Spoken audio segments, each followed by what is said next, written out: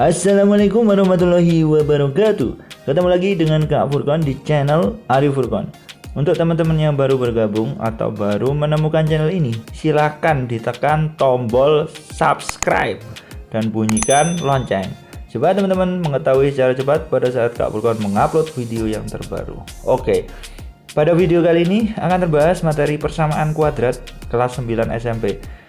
Ini merupakan subbab yang pertama, yaitu bentuk umum persamaan kuadrat. Silahkan disiapkan catatan dan alat tulis kalian ya, supaya teman-teman juga bisa mencatat semua hal atau materi yang terdapat di dalam video ini. Oke, langsung saja kita ke materinya. Persamaan kuadrat. Nah, kalau teman-teman mendengar ya kan, atau menjumpai kata-kata persamaan kuadrat, itu apa yang terlintas di pikiran kalian? Ya, persamaan kuadrat. Ya, jadi persamaan kuadrat itu adalah berupa persamaan ya kan. Intinya dia itu persamaan. Namanya aja persamaan, Kak. Iya, persamaan. Terus karena di situ ada kata-kata kuadrat, berarti kan ada kuadratnya. Iya, ada kuadratnya.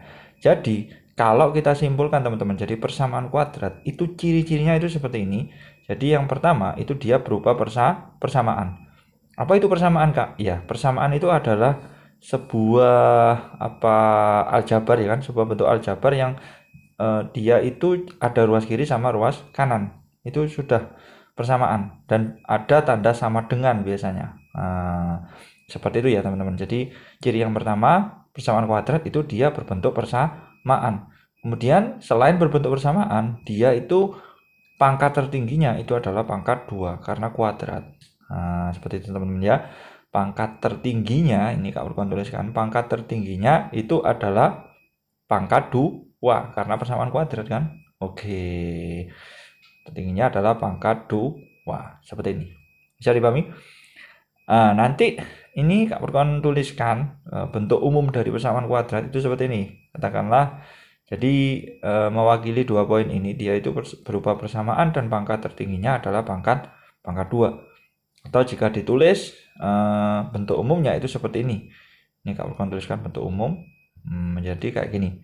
AX kuadrat, ini seperti ini teman-teman ya.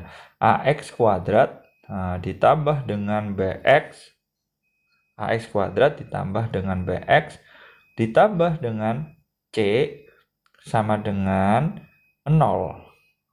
Di sini variabelnya itu tidak harus X ya teman-teman, bisa aja diganti P, Q atau R, terserah ya. Jadi tidak harus X. Nah, ini kan hanya sebuah contoh saja. Pokoknya intinya itu dia berupa persamaan, itu sudah ada tanda sama dengannya, sudah ada ruas kiri dan ruas kanan, dan pangkat tertingginya sudah pangkat 2, AX kuadrat. Pangkat tertingginya pangkat 2. Ini sudah bisa dijadikan acuan, ini merupakan bentuk umum dari persamaan kuadrat. Oke.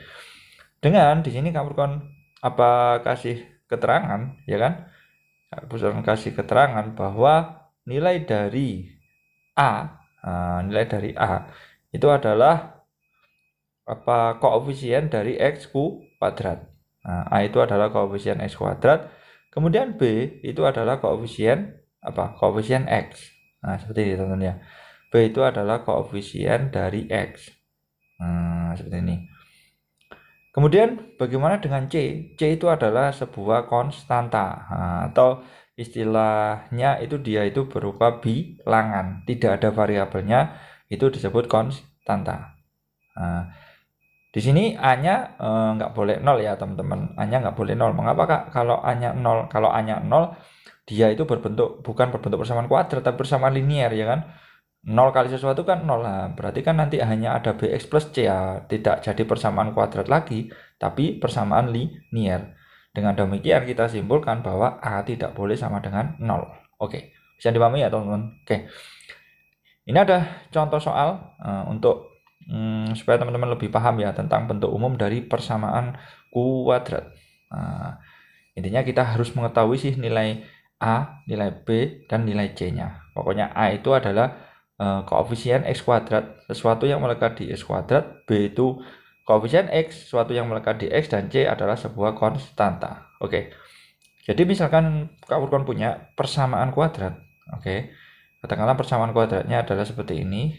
Kak Furkon tuliskan 3X kuadrat min 5x kemudian ditambah dengan 12 ini sama dengan 0. Nah, persamaan kuadratnya seperti ini.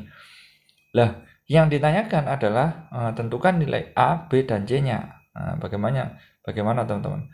Tentukan nilai dari A, B, dan C-nya. Tentukan A, B, sama C-nya itu apa ya kan? A, B, dan C-nya itu berapa? Seperti itu. Pertanyaannya seperti itu ya, teman-teman. Jadi perlu diketahui nilai A-nya itu adalah sesuatu yang melekat pada X kuadrat, B-nya itu sesuatu yang melekat pada X, dan C-nya itu adalah sesuatu yang berdiri sendiri atau disebut konstanta atau bilangan lebih tepatnya. Oke. Langsung saja kita jawab. Di situ sudah jelas. Sesuatu yang melekat pada X kuadrat berapa? Yuk, 3 kan? Nah, berarti kita simpulkan bahwa A sama dengan berapa? A sama dengan 3. Oke. Hanya sama dengan 3. Nah, seperti ini. B-nya berapa? 5 atau min 5? Nah, min 5. Jadi min itu mengikuti ya. Jadi dia ikut pada variabelnya. Min 5. C-nya berapa? C-nya 12. Seperti itu teman-teman ya. Oke, C-nya 12. Oke, bisa dipahami? Oke. Jadi, kita sudah menentukan bahwa A-nya 3, B-nya min 5, C-nya 12. Ini contoh soal yang pertama. Kita lanjut contoh soal yang kedua. Jadi di sini Kak Furqon garis bawahi dia itu nilai B dan C-nya itu tidak wajib ada, teman-teman. Jadi yang wajib ada itu adalah nilai A karena A tidak boleh sama dengan 0. Kalau B dan C monggo terserah. Jadi apa boleh 0? Bisa 0. Tapi kalau A itu tidak boleh sama dengan 0. Oke, contoh soal nomor 2 di sini 5x kuadrat min 13 itu sama dengan 0. Nah, tentukan nilai A, B, dan C-nya. Seperti ini teman-teman ya. Tentukan nilai A, B, dan C. Oke, tentukan nilai dari A, B, dan C-nya itu seperti apa? Berapa? Nah, nilai A, B, dan C itu berapa? Nah, hati-hati di sini karena di sini kan nggak ada nilai BX ya. Nah, nggak ada yang koefisien X-nya kan nggak ada atau disebut 0 lah istilahnya ya. Ya nggak apa-apa, ini tetap sah disebut persamaan kuadrat karena A-nya tidak 0 ya kan. A-nya sama dengan 5, kemudian karena B-nya nggak ada ya kan, sesuatu yang melekat di X nggak ada, berarti tulis saja B-nya sama dengan berapa? Sama dengan 0. Nah, seperti ini. C-nya sama dengan berapa, Kak? Nah, C-nya sama dengan ini. 13 atau min 13? Min 13. Nah, dia selalu ikut. Nah, seperti itu teman-teman ya. Oke, bisa dipahami ya? Oke, gampang ya. Ini bentuk umum persamaan kuadrat. Intinya dia itu berbentuk persamaan dan pangkat tertingginya adalah pangkat 2. Tetapi harus teman-teman pahami bahwa A-nya tidak boleh sama dengan 0. Oke, ini Kak Furqon tuliskan di sini agar tidak lupa. Dengan A tidak boleh sama dengan 0. Seperti itu teman-teman ya. Oke, sekian. Saya kira cukup ya video kali ini yang membahas tentang bentuk umum dari persamaan kuadrat. Semoga bermanfaat. Ditunggu video selanjutnya dari Kak Furqon. Salam semangat selalu. Wassalamualaikum warahmatullahi wabarakatuh.